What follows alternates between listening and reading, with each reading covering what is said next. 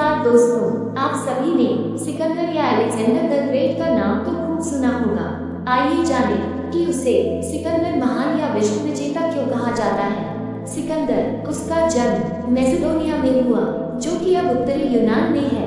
सिकंदर की माता ओलंपियास थी, जो कि जादू टोना करती थी, और पिता उनके फिलिप थे। उनके पिता की उनके ही एक सुरक्षा गॉड ने हत्या कर दी थी, जिसके बाद एक नए राजा के बनने का संघर्ष शुरू हुआ। इस संघर्ष में सिकंदर ने अपने सभी विरोधियों का सफाया कर दिया और 20 साल की उम्र में सिकंदर राजा बन गया।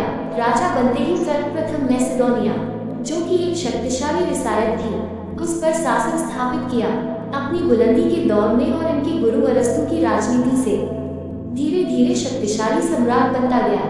अपनी शक्तिशाली सेना के साथ युद्ध के मैदान में निकलता और विजय के साथ साम्राज्य का विस्तार करता।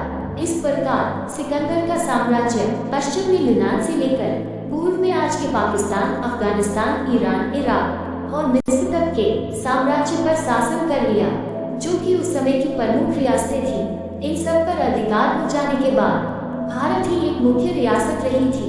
अपनी महत्वाकांक्षा के कारण वह विश्व विजय को निकला और भारत को भी अपने अधीन करना चाहता था। भारत, जो कि देसी पंजाब रियासत पर उस समय महान शासक को उसके अधीन थी, उसका ही शासन था। सिकंदर, जो कि विश्व विजय को निकला था, वो अब भारत को जीतना चाहता था। उस समय भारत पर शासन पंजाब के राजा पोरस का था, जिसका झेलम और चिनाब नदी के बीच वाले क्षेत्र पर शासन था, जो अब पंजाब का क्षेत्र कहलाता है। सिकंदर भारत में पोरस की सेना से मिला।